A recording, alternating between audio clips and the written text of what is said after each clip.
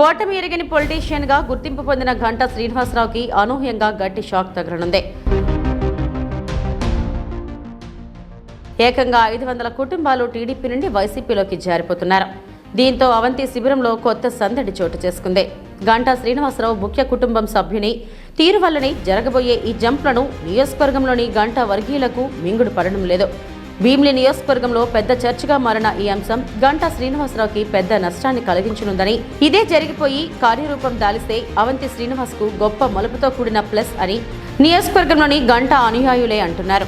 శత్రువులను సైతం కలుపుకుపోవడం, అవసరమైతే స్వయంగానే పిలిపించుకొని మాట్లాడి బుజ్జగించే నేపథ్యం బాగా తెలిసిన గంటా శ్రీనివాసరావుకి కుటుంబ సభ్యుని మాట తీరు, ఆయనకు సన్నిహితులైన ఇన్ఛార్జీల వ్యవహారాల తీరు ఈ ముసలానికి కారణం అంటున్నారు. ఈ రోజు లేదా రేపు ఈ జంపులు జరగడం ఖాయమంటున్నారు వారు. గంటా శిబిరం వ్యవహార విధానం ఈ ముసలానికి మూల కారణమంటున్నారు. టీడీపీలోకి నిత్యం చేరికలు పెద్ద ఎత్తున జరుగుతున్నట్లుగా ప్రకటించుకునే గంటా శ్రీనివాసరావుకి 500 కుటుంబాలు టీడీపీని వీడిపోతున్నారనే సమాచారం పెద్ద నష్టాన్ని కలిగిస్తుందని చెబుతున్నారు.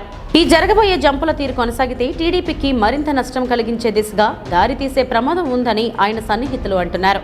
అవంతికి గట్టి పోటీ అని భావించే గంటా శిబిరం ఇది వైసీపీకి పెద్ద ఎత్తున లాభించి మరింతగా చేరికలు, అధికార పార్టీ వ్యతిరేక కూటమి నుండి జరిగే గెలుపు దిశగా అవంతికి దగ్గర చేసే వీలుందని అంటున్నారు.